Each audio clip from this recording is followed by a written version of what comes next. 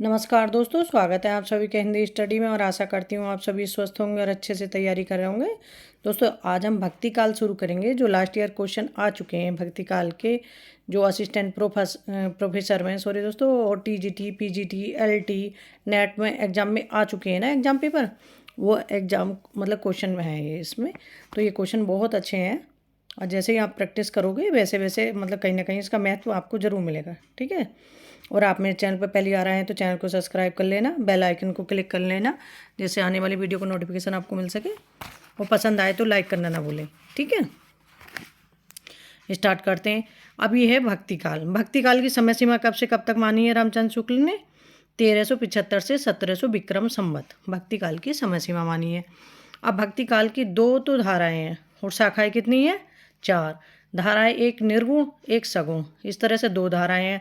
और एक की संत काव्य धारा और सूफी काव्य धारा। ठीक है, इसी तरह से सगुण में क्या है? कृष्ण भक्ति और राम भक्ति शाखा। ठीक है, इस तरह से 2 धारा और 4 शाखाओं में बटा हुआ है भक्ति काल अपना। भक्ति काल में भी कुछ नाम, जैसे रामचंद्र शुक्ल जी ने इसे क्या कहा? रामचंद्र शुक्ल जी ने कहा भक्ति काल को ज्ञानेश्वरी शाखा। हजारी प्रसाद द्विवेदी जी ने कहा निर्गुण शाखा। ऐसी गणपति चंद्रगुप्त, रामकुमार वर्मा जी, इन्होंने कहा संत काव्य धारा। ठीक है, इसलिए 1-2 की ये एग्जाम में पूछे गए हैं कि संत काव्य किसने कहा भक्ति काल को। ठीक है, हजारी प्रसाद द्विवेदी जी ने क्या कहा, रामचंद्र शुक्ल जी ने क्या कहा। ठीक, स्टार्ट करते हैं। मेरे तो गिरधर गोपाल दूसरों न कोई, किसका पद है? तो ये पद किसका है? ये मीराबाई का पद है। मीराबाई की भक्ति कैसी थी? माधुर्य भाव की। पायो जी मैंने राम रतन धन पायो, प्रस्तुत पद के रचयिता का नाम है। तो ये किसका पद है? ये मीराबाई जी का पद है।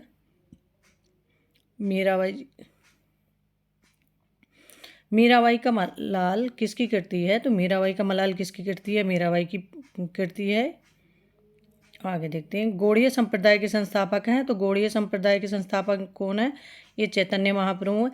जितने संप्रदाय हैं और जितने मतलब इनके संस्थापक हैं, ये सब ना मैं डाल चुकी हूँ, इनको देख लेना। लगभग 4-5 मिनट की वीडियो, नहीं तो आपके पास जो बुक होगी देख जरूर लेना, क्योंकि इनसे प्रत्येक एग्जाम में कोई ना कोई क्वेश्चन बनता ही है। ठीक है,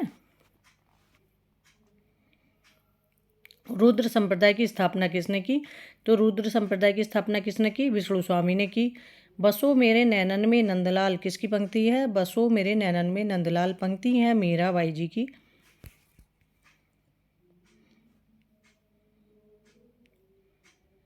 मीराबाई के गुरु कौन थे? तो मीराबाई के गुरु कौन थे? रैदास थे मीराबाई के गुरु। मीराबाई जी की रचना है गीत गोविंद का टीका, नरसिंह जी का मायरा, राग सोरठा, राग गोविंद, मलार राग, मीरा की गरबी, रुक्मणी मंगल, ये मीराबाई जी की रचनाएं हैं। रसखान कवि का वास्तविक नाम था। तो रसखान कवि का वास्तविक नाम क्या था? सैयद इब्राहिम था रसखान कवि का। रामानुचार्य ने किस दर्शन का प्रतिपादन किया? रामानुचार्य ने विशिष्ट द्वैतवाद दर्शन का प्रतिपादन किया। अब जैसे इसमें दर्शन, संप्रदाय और प्रवर्तक, दर्शन पूछ लेते हैं और प्रवर्तक पूछ लेते हैं। और जैसे अलग अलग एग्जाम में कई बार ये भी पूछ लेते हैं कि संप्रदाय और प्रवर्तक। ठीक है, इसलिए विशिष्ट तीनों याद करना क्रम से। विशिष्ट द्वैतवाद श्री संप्रदाय रामानुचार्य, अद्वैतवाद स्मार्ट संप्रदाय शंकराचार्य, शुद्धाद्वैतवाद रुद्र संप्रदाय विष्णु स्वामी, द्वैतवाद माधवाचार्य ब्रह्म संप्रदाय माधवाचार्य। ठीक है, मीराबाई की रचनाओं में किस भाषा की छोक ज़्यादा पाई जाती है? तो मीराबाई की रचना में राजस्थानी भाषा की छोक अधिक पाई जाती है। निरंजनी संप्रदाय के प्रवर्तक कवि कौन है? तो निरंजनी संप्रदाय के प्रवर्तक कवि हैं हरिदास। रामचंद्र शुक्ल के अनुसार रहीम के बारे में कौन सी बातें सही हैं? तो वो हैं संस्कृत, अरबी और फारसी के पूर्ण विद्वान थे। उनकी दानशीलता हृदय की सच्ची प्रेरणा के रूप में थी। उनकी सभा विद्वानों और कवियों से सदा भरी रहती थी। तो ये 3 ऑप्शन हमारे सही हैं। तो इसमें ऑप्शन हमारा डी सही होगा। रहीम की कविता नगर शोभा की मुख्य विशेषताएं हैं। तो जो रहीम की कविता है नगर शोभा, उसकी मुख्य विशेषताएं क्या है? इसमें नगर का संकुचित वर्णन किया गया है। इसमें वर्ण व्यवस्था के अनुसार उनके जाति की सिद्धांत का वर्णन किया गया है। ये स्त्रियां अपने उत्पाद बेचने का काम करती हैं। तो इसमें ऑप्शन हमारा ए सही होगा। जाति ये है। स्वस्ति श्री तुलसी कुलभूषण दूसर हरण गोसाई, बारही बार प्रणाम करो अब हरऊ शोक समुदायी। प्रस्तुत काव्य पंक्तियाँ किसकी हैं? ये पंक्तियाँ हैं मीराबाई की, और मीराबाई ने ये पंक्ति तुलसीदास जी के लिए लिख के दी थी। तब इसके उत्तर में तुलसीदास जी ने लिखा दिया था, जाके प्रिय न राम बेदही तजई ताही कोटि बहरी सम यद्यपि परम सनही। ठीक है, ये पंक्तियाँ जो तुलसीदास जी ने लिख के दी थी, जो इनकी विनय पत्रिका है उसकी पंक्तियाँ। जन्म काल के अनुसार निम्नलिखित भक्त कवियों में के भक्त कवियों का सही अनुक्रम है, तो वह है सूर, तुलसी, मीरा और दादू। निम्बार्काचार्य का संबंध किस दर्शन से है? तो निम्बार्काचार्य का संबंध किस दर्शन से है? द्वैतवाद निम्बार्काचार्य, द्वैतवाद माधवाचार्य, द्वैत निम्बार्काचार्य। तो ऑप्शन हमारा सी सही होगा इसमें। आकाश धर्मा गुरु कहा जाता है, तो आकाश धर्मा गुरु किसे कहा जाता है? रामानंद को। और किसने कहा? हजारी प्रसाद द्विवेदी जी ने कहा इन्हें। तुम्हारे घर आवो जी प्रीतम प्यारे, चुन चुन कलिया में सेज बनाऊं भोजन करूं मैं सारा। ये पंक्तियाँ किसकी हैं? ये पंक्तियाँ हैं मीराबाई जी की।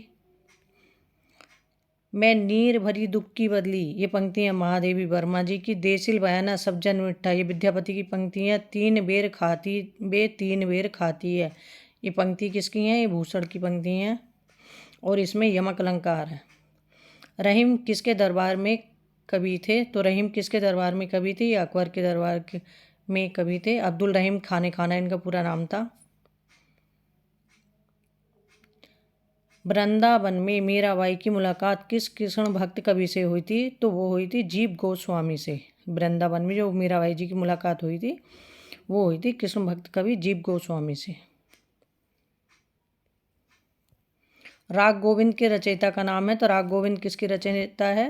मतलब राग गोविंद किसकी रचना है? ये मीराबाई जी की रचना है राग गोविंद। मीराबाई जी की उपासना पद्धति थी, तो मीराबाई जी की उपासना पद्धति कैसी थी? सखा भाव की।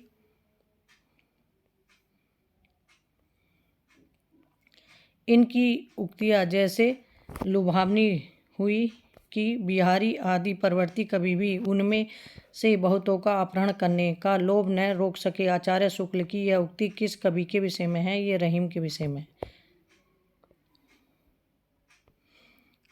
ये कहा किसने? ये रामचंद्र शुक्ल जी का है, रहीमदास जी के बारे में। भक्ति रसा अमृत सिंधु के रचयिता कौन है? तो भक्ति रसा अमृत सिंधु के लेखक कौन है? तो ये है रामानुजाचार्य। जिस प्रकार मीराबाई ने जाके सिरिया मोर मुकुट मेरो पति सोई कहकर कृष्ण की भक्ति पति रूप में की, उसी प्रकार किस दक्षिण भारतीय भक्त कवयित्री ने कहा कि स्वामी कृष्ण के अतिरिक्त किसी और को अपना पति नहीं बना सकती? वो थी अंदाल। अंदाल की जगह अगर गोदा नाम आ जाए तब भी तो मतलब इनका ही दूसरा नाम था। ठीक है, ये दक्षिण भारत से जो आए थे 12 है। अलवारों की संख्या कितनी थी? 12, उनमें से थी एक। दक्षिण भारत की मीरा कहा जाता है इसलिए इन्हें। ठीक है, निम्न में विष्णु संप्रदाय को किस संज्ञा से भी अभेद किया गया है? तो विष्णु संप्रदाय को किस संज्ञा से भी पुकारा गया है? तो वो है रुद्र संप्रदाय। मान सहित विष खाए के शंभु भये जगदीश, बिना मान अमृत पिए राहु कटायो शीश। सिरजन में संकलित ये पंक्तियाँ इनमें से किस कवि की हैं? ये पंक्तियाँ हैं रहीम की। दशरथ सुत्ती लोग बखाना राम नाम का मरम ना आना, ये पंक्तियाँ किसकी हैं? कबीरदास की हैं। नहीं पराग नहीं मधुर मधुर, नहीं विकास यही काल, अली कली ही सो बादियो आगे कौन हवाले। पंक्तियाँ किसकी हैं? ये बिहारी दास जी की पंक्ति है, रीतिकालीन कवि। तुलसी के वचनों के समान रहीम के वचन भी हिंदी भाषी भूभाग में सर्वसाधारण के मुंह पर रहते हैं। ये किसका कथन है? ये रामचंद्र शुक्ल जी का कथन है। द्वैतवाद के प्रवर्तक आचार्य का क्या नाम है? आपने अभी तक देखा होगा जितने संप्रदाय हैं बाद हैं इनके प्रवर्तकों के कितने क्वेश्चन आए, अलग अलग एग्जामों में पूछे गए हैं, इसलिए कह रहे हैं कि इनको अच्छे से ज़रूर देख लेना, इनसे क्वेश्चन हर एग्जाम में बनता है।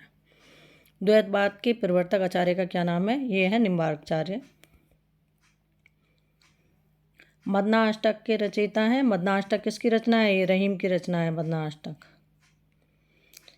कवित कहियो दोहा कहियो तुलो न छप्पो छंद बिरचियो यह बिचारी के यह बखे रसकंद। यह काव्य पंक्तियाँ किसकी हैं? रहीम की पंक्ति हैं।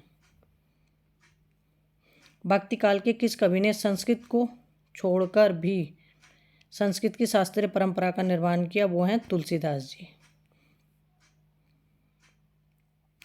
रहीम कृत मदनाष्टक की भाषा का है, तो मदनाष्टक की भाषा क्या है? खड़ी बोली। और रहीम ने अवधी, ब्रज और खड़ी बोली तीनों भाषाओं में रचना की है।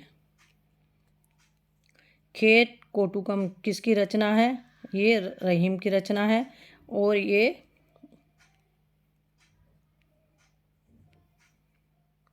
उत्तर भारत में भक्ति का प्रसार करने का श्रेय किसे प्राप्त है? तो उत्तर भारत में भक्ति का प्रसार करने का श्रेय किसे प्राप्त है? ये रामानंद जी को।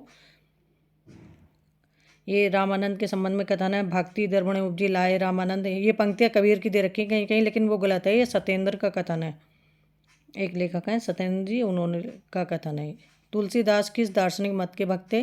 तो तुलसीदास किस दार्शनिक मत के भक्त थे? ये विशिष्ट द्वैतवाद के थे। अद्वैतवाद के कबीरदास जी हैं।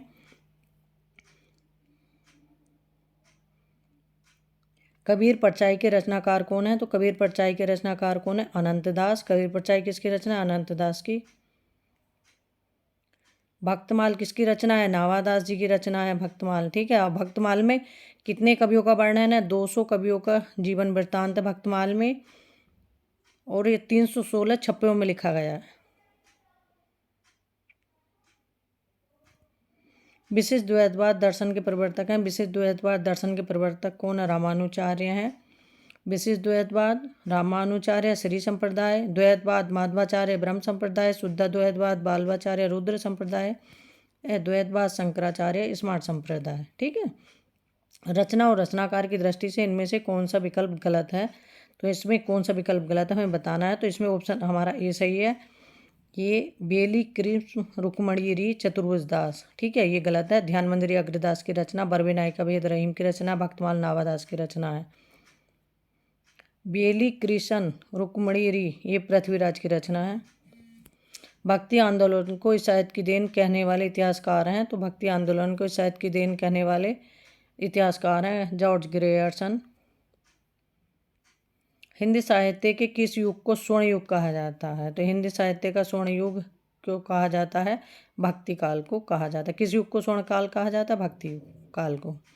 अब भक्ति काल को स्वर्ण युग इसलिए कहा जाता है कि आम जनता का काव्य है जो भक्ति काल है, मतलब छोटा बड़ा सब आदमी सब समान। इसमें ये नहीं कि राजा महाराजाओं के दरबार में लिखा हुआ है, प्रत्येक जनता को ध्यान में रखते हुए लिखा गया है। आगे देखते हैं। 16वीं 17वीं सदी के युग तो भक्ति काल को हिंदी काव्य का स्वर्ण युग मानने वाले प्रथम विद्वान है, तो वह है जॉर्ज ग्रेयर्सन। भक्ति आंदोलन को लोक जागरण किसने कहा? तो भक्ति आंदोलन को लोक जागरण किसने कहा? ये हजारी प्रसाद द्विवेदी जी ने कहा। ठीक है, ये आज के हमारे क्वेश्चन कंप्लीट हो गए भक्ति काल के। ऐसे ही अपने आगे के जो क्वेश्चन है कंप्लीट करेंगे। ठीक है, आदिकाल के मैं डाल चुकी हूँ। हिंदी साहित्य के इतिहास से जो संबंधित क्वेश्चन आए थे वो भी डाल चुकी हूँ। ये अब आगे के क्वेश्चन अपने कंप्लीट करेंगे। ठीक है, मेहनत करते रहो, तब तक अपना लगे रहो अपने। ये वीडियो तो इसलिए होती हैं कि आपका जैसे खाली टाइम है उस टाइम में आप लगा के इन्हें देख लो। कुछ काम कर रहे हैं तब अपना, या घूम रहे हैं, या मन थोड़ी देर बुक से नहीं पढ़ने का, लेटने का है, तो अपना वीडियो लगा दो, चलती रहे, अपना पढ़ते रहो, सुनते रहो। ठीक है, अपना तैयारी करते रहो। ठीक है, थैंक यू दोस्तों मेरी वीडियो देखने के लिए।